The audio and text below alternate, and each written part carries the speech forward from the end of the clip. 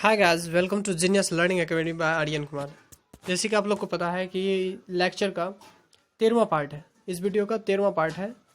इसमें हम already 12 lecture को कंप्लीट कर चुके हैं। इसमें हमने ये टारगेट किया था कि साइंस के हर एक चैप्टर से हर एक पॉइंट्स को डिस्कस करेंगे, चाहे कोई भी पॉइंट्स हो उसको हम हर एक चैप्टर से हमने हर एक पॉइंट को इसमें डिस्कस किया है।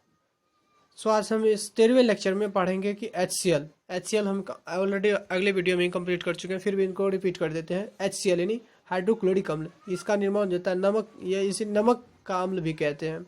एक्वारेजिया के निर्माण में इसका उपयोग किया जाता है, और टेक्सटाइल इंडस्ट्री में, पेपर इंडस्ट्री में, और कॉस्मेटिक आइटम्स में इसका उपयोग किया जाता है। HNO3 यानी हाइड्रोनाइट्रिक अम्ल होता है, इसे नाइट्रिक अम्ल कहते हैं।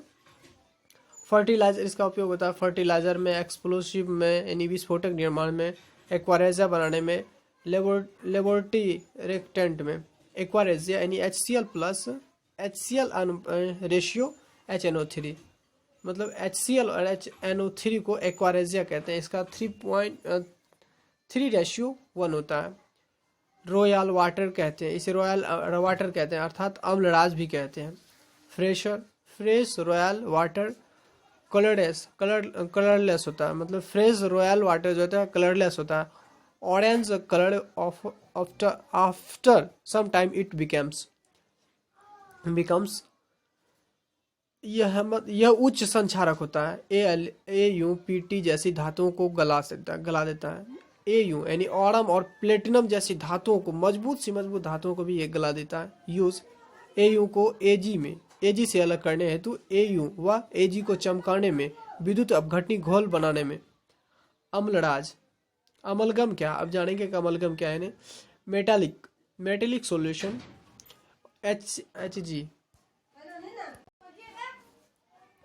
अमलगम यानी मेटेलिक सॉल्यूशन, इसका उपयोग मेटेलिक सॉल्यूशन में होता है। Hg प्लस मेटल यानी एक्सपेंशन जैसे Fe लोहे पारे के साथ अमलगम नहीं बनाता है, जैसे कि use to fill the tooth cavity.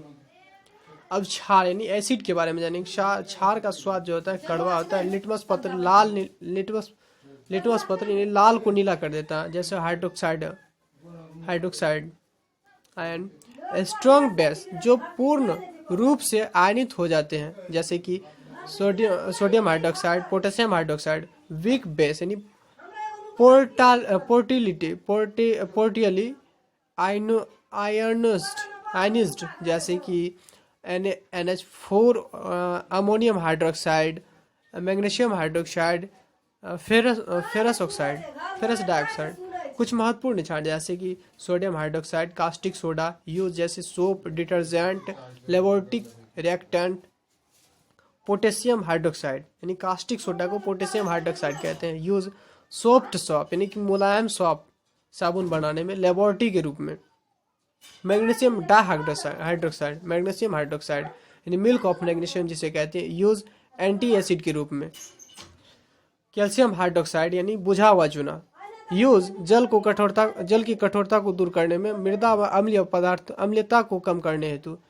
अब पीएच का दैनिक जीवन में उपयोग या महत्व क्या है। हमारा शरीर एक निश्चित पीएच के परास में बेहतर कार्य करता है, जैसे कि 7.0 से लेकर 7.8 तक कार्य करता है। अतः हमारा शरीर का पीएच निश्चित रहना आवश्यक है, मतलब कि जो ये निश्चित रहना है कि हमें 7.0 से लेकर 7.8 तक ही पीएच मान रह सकता है निश्चित रूप से।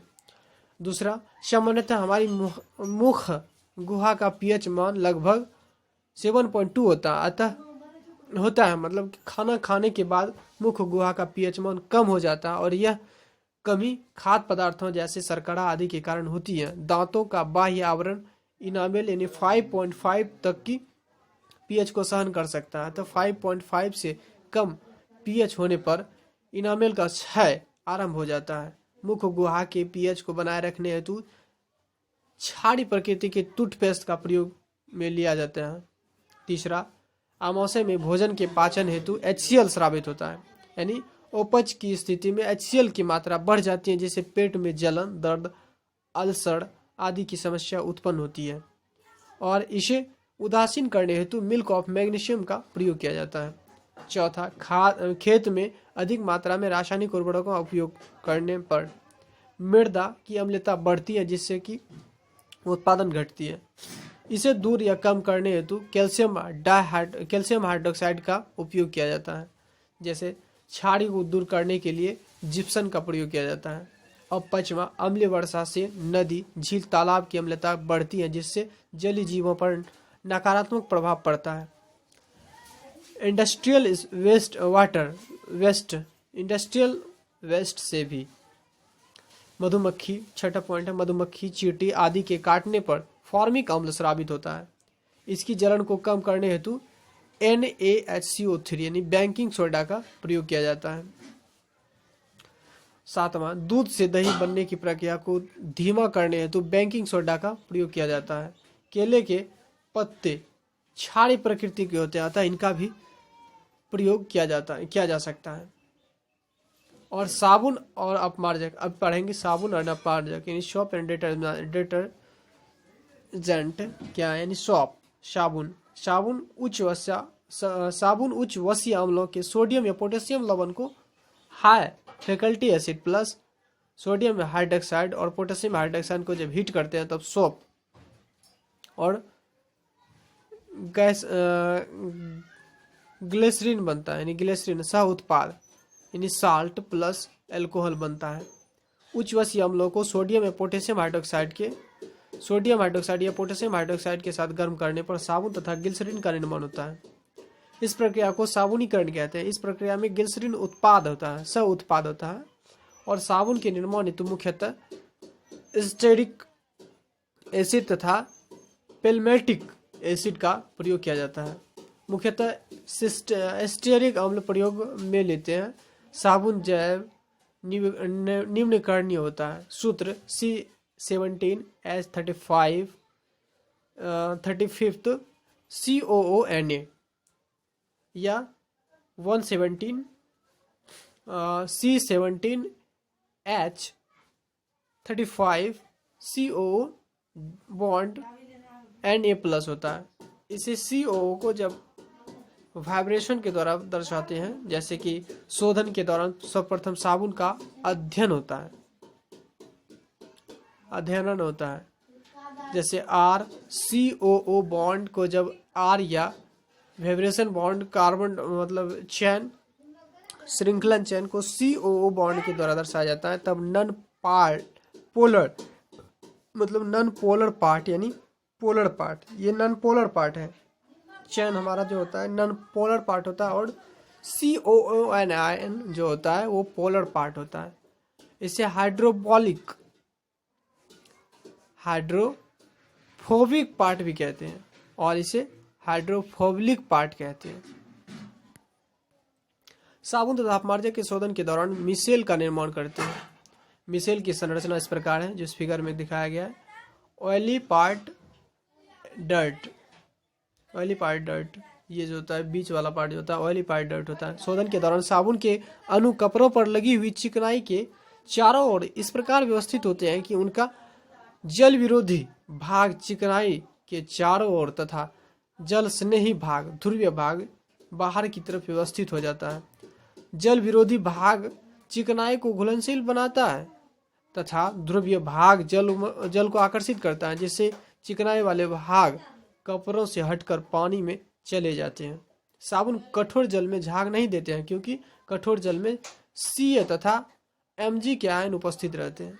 ये आयन साबुन के साथ क्रिया करके उन्हें वो घुलनशील बना देता है, जिन्हें वैक्यूम कहते हैं। अब मार्जक जब जानेंगे कि हाइड्रोकार्बन्स प्लस अपमार्जक जो निर्माण होता है अपमार्जक का, हाइड्रोकार्बन्स प्लस सल्फ्यूरिक अम्ल H2SO4 को जब हीट करते हैं तब डिटर्जेंट यानी अपमार्जक बनता है। हाइड्रोकार्बन को H2SO4 यानी सल्फ्यूरिक अम्ल के साथ गर्म करने पर अपमार्जक का निर्माण होता है। रासायनिक रूप से अपमार्जक जो होता है सोडियम एल्किल बेंजील सल्फोनेट के बराबर होते हैं, जिसे बेंजीन सल्फेट कहते हैं। C12H25 C6H4 H4SO4 Na और ये जो चैन होता है, इस चैन मतलब सल्फर SO4Na जो होता है, ये SO4 फिनोल बेंजीन SO4 होता है, बेंजीन सल्फेट जिसे कहते हैं। यह जैव निम्नीकरण नहीं है, निम्नीकरणीय नहीं है। इसे सोपलेस यानी सोपलेस सोप कहते हैं, यानी साबुन रहित साबुन कहते हैं। अच्छे साबुन की विशेषताएं: 10% ज़्यादा नमी ना हो, आसानी से झाग बनाए, कठोर जल में भी सफाई कर सके। Thank you for this watching video. आज हमने हर एक चैप्टर की हर एक पॉइंट्स को कंप्लीट कर लिया है, और इसके बाद हम 10th के मतलब कि सभी कंपटीशन के लिए, जैसे कि एयरफोर्स, नेवी, ये हर एक क्लास के लिए यानी हर एक एग्ज़ाम्स के लिए, चाहे बोर्ड एग्ज़ाम्स हो, कम्पिटिटिव लेवल का हो, हमने हर एक पॉइंट्स को, हर एक चैप्टर के पॉइंट्स को कवर करके आज इस वीडियो में हमने एंड किया है। जिन्होंने अभी तक हमारे चैनल को अभी तक सब्सक्राइब नहीं किया है, प्लीज़ सब्सक्राइब कर लें, ताकि हम फिर से जैसे वीडियो अपलोड करें आप तक नोटिफिकेशन चला जाए। इसमें हमने 12 लेक्चर यानी ये 13वां लेक्चर जो है ऑलरेडी हम कंप्लीट कर चुके हैं। 12 लेक्चर मतलब पूरे साइंस को हमने 13 लेक्चर में कंप्लीट कर चुके हैं। हर एक चैप्टर से हर एक पॉइंट का डिस्कस किया है। अभी तक जिन्होंने हमारे चैनल को अच्छी तरीके से नहीं दिखाया, प्लीज़ वो देख लें और हमारे हर एक वीडियो को एक बार विजिट कर लें कि कौन सा पॉइंट्स को हमने डिस्कस किया है।